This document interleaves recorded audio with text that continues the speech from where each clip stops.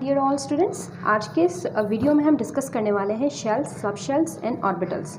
अगर आपको 9th standard में याद हो, आपने पढ़ा था एटॉमिक स्ट्रक्चर की बहुत सारी थ्योरीज आपने पढ़ी थी। उनमें एक मॉडल था हमारे पास, Bohr's model, atomic model. Bohr साहब के अकॉर्डिंग के एक न्यूक्लियस है, उसके अराउंड कुछ फिक्स पाथ मौजूद हैं। हमारे एक न्यूक्लियस के इर्द गिर्द कुछ फिक्स पाथ है जहाँ पे इलेक्ट्रॉन्स की प्रेजेंस मौजूद है, यानी कि वहाँ इलेक्ट्रॉन्स रिवॉल्व कर रहे होते हैं। और वो जो पाथ्स हैं वो क्या कहलाते हैं? शेल्स भी कहलाते हैं और एनर्जी लेवल्स भी कहलाते हैं, और उन्हें आप रिप्रेजेंट करते हो स्मॉल n के साथ। तो हम एक एग्जांपल लेके इन शेल्स, सब शेल्स और ऑर्बिटल्स को समझेंगे। फॉर एग्जांपल मैं यहाँ पे किसी भी एक एटम का एटॉमिक स्ट्रक्चर ड्रॉ करती हूँ। ये मैंने पॉजिटिव साइन यहाँ पे लिखा है, इट मीन्स कि ये न्यूक्लियस है। न्यूक्लियस क्यों है? क्योंकि हमें मालूम है कि न्यूक्लियस में न्यूट्रॉन मौजूद है और उसमें प्रोटॉन मौजूद है। जो ये पॉजिटिव साइन है ये शो करता है कि न्यूक्लियस में प्रोटॉन मौजूद है। न्यूक्लियस के इर्द गिर्द इस तरह से कुछ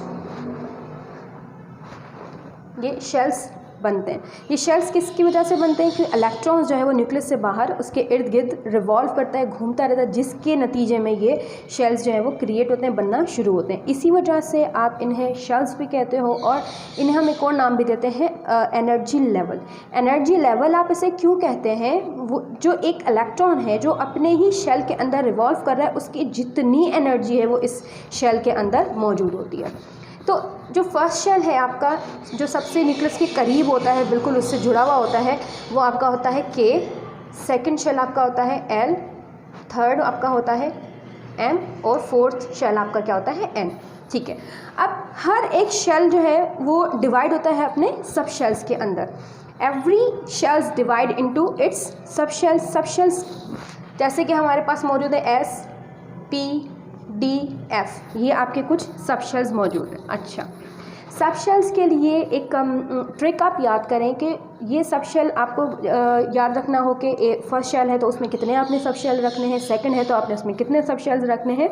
इसका कोई फार्मूला नहीं है, उसके सिर्फ छोटी सी एक ट्रिक है कि ये डिपेंड करते हैं नंबर ऑफ़ शेल पे, यानी कि n पे डिपेंड करते हैं। नंबर ऑफ़ n जितना होगा उतने ही आप उसके अंदर ये सब शेल्स रखते चले जाएंगे। फॉर एग्जांपल अगर हम k की बात करते हैं, k का नंबर क्या है? 1 है। इट मीन्स कि इसके पास सब शेल कितना आएगा? s, only 1। अगर हम बात करें l की तो उसका नंबर है 2, तो उसके पास कौन कौन आएगा? s और p। m के पास s, p, D।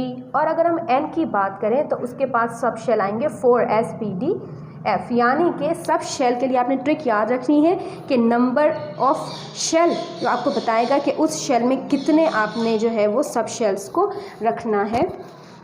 अब अगर हम बात करें, आपको शेल समझ में आ गया? एनर्जी लेवल है, ठीक है, जहाँ पे इलेक्ट्रॉन जो है वो रिवॉल्व करता है, वो शेल क्रिएट करता है, और हर एक शेल के पास उसका सब शेल भी मौजूद होता है। अब यहाँ पे ऑर्बिटल, ठीक है, वेरी इंटरेस्टिंग पार्ट कि ऑर्बिटल क्या होता है। ऑर्बिटल के लिए हम यहाँ पे एक बहुत इंपॉर्टेंट बात आपको लिख के देते हैं, the region of subshells where probability of finding electron is maximum. यानी एक ऐसा रीजन जहाँ पे ज़्यादा से ज़्यादा चांसेस हमें मिलेंगे कि भी इलेक्ट्रॉन वहाँ मौजूद होगा। कैसे? अब मैक्सिमम प्रोबेबिलिटी, जी मैम आप तो बात करेंगे कि शेल भी है, हम तो बोलेंगे शेल में मौजूद है, या चलें शेल नहीं तो हम बोलेंगे सब शेल में मौजूद है।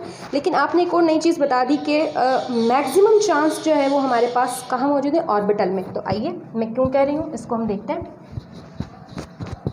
एक एग्जाम्पल के ज़रिए। फॉर सपोज़ हमारे पास हाइड्रोजन है। हाइड्रोजन का एटॉमिक नंबर कितना होता है? 1, ठीक है, इसका एक होता है। अब इसकी इलेक्ट्रॉनिक कॉन्फ़िगरेशन करेंगे, जो हम पहली वीडियो में ये सीख चुके हैं कि आपने किस तरह से एक एटम की इलेक्ट्रॉनिक कॉन्फ़िगरेशन करनी है।